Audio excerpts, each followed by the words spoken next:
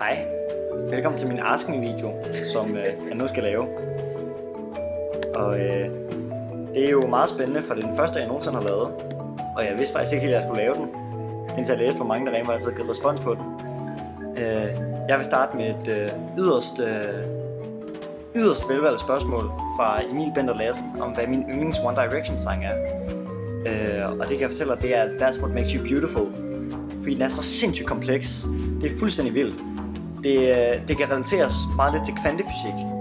Fordi at han siger jo, at hun ved ikke, hun er smuk. Det er derfor, hun er smuk. Men nu har hun hørt sangen. Så derfor så ved hun er smuk. Hvilket gør, at hun ikke er smuk mere. Men det kører jo igen omkvæd efter omkvæd. Så hun bliver ved med at få at vide, nu ved hun ikke, nu tror hun ikke, hun er smuk mere. Nu er hun ikke smuk mere, så derfor så gør det hende smuk med det samme igen. Det er et paradoks, der kører hele tiden, og det er fuldstændig sindssygt. Og det er noget, som jeg bare synes er helt vildt. Og jeg kan blive fuldstændig mindblown, når jeg sidder og hører den der klokken 4 om natten, og tænker over livets store spørgsmål.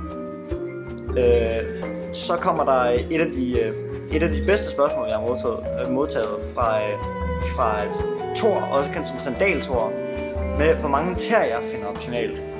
Og det er jo et godt spørgsmål, jo. Men jeg kan lige tælle en gang. 1, 2, 3, 4, 5. 5 er godt.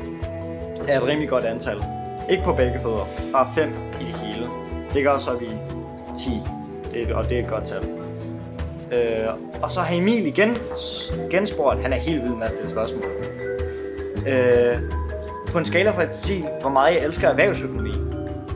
Og det er jo ikke et spørgsmål om hvor meget jeg elsker erhvervsøkonomi. Det er et spørgsmål om, hvor meget jeg elsker Hans Nissen. Og vores forhold, det kan overhovedet ikke defineres. Lige så snart mit første album kommer ud, så vil jeg også høre, at det indeholder en sang om Hans Nissen. Og om vores meget komplekse forhold til hinanden. Igen har Sandal-Thor også stillet et spørgsmål. Det spørgsmål, det går ud på, hvorvidt man spiser for mange belgiske vafler i Belgien. Og der er bare lige et fact, I lige skal forstå. Og det er, at man kan ikke få nok belgiske vafler. Det er fuldstændig umuligt. Jeg er ved at skrive en bog om det. Man kan overhovedet ikke få nok af belgiske vafler. Man kan spise endeløse mængder. Du kan komme alting på en belgisk vafle. Og så er det bare normalt. Is, jordbær, banan, chokolade, sukker. Det er fuldstændig lige meget. Du kan komme alting på. Og det er derfor, jeg synes, at det er sådan en fantastisk spise. Så har Emil spurgt mig, hvorvidt jeg synes, at flamingoer eller strudser er bedst. Jeg synes, flamingoer er mere attraktive af 2 grunde. Den ene er, at de er så sygt dumme. Du får dem til alting. Bare du møder dem nede på Body Holly, så tager de bare med dig hjem lige med sammen. Det er mega lige meget. Og den anden ting er, at de ikke sparker dig ihjel, når det er, du går op til dem. Hvilket også er en rimelig fed kvalitet at have.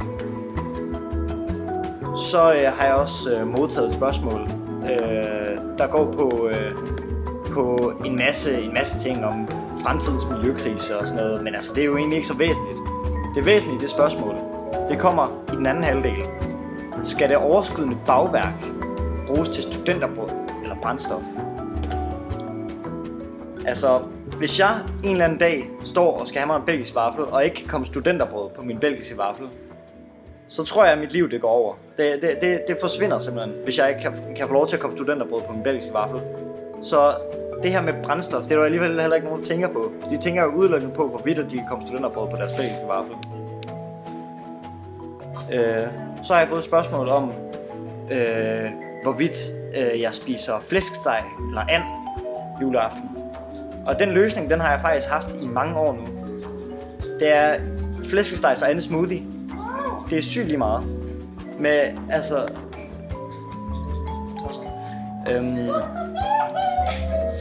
flæskesteg og andet smoothie, det er noget af det bedste, jeg nogensinde har smagt. Og det er bare the best of both worlds, der kommer igennem der. Plus, så behøver man heller ikke være særlig meget op. Du hører bare et glas, og så er der julemætter. Så du kan også godt komme risalemang i, men det er op til dig selv. Så har jeg fået et spørgsmål fra Emil om, hvor nøgen jeg er. Det er du selv dømt for. Og det sidste spørgsmål for i dag går på mobilen på alle sammen. alle sammen. Jakob Østergaard.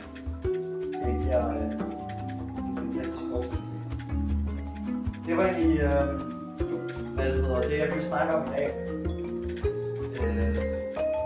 Hvis I kunne lide projektet, jeg havde, gør jeg det igen.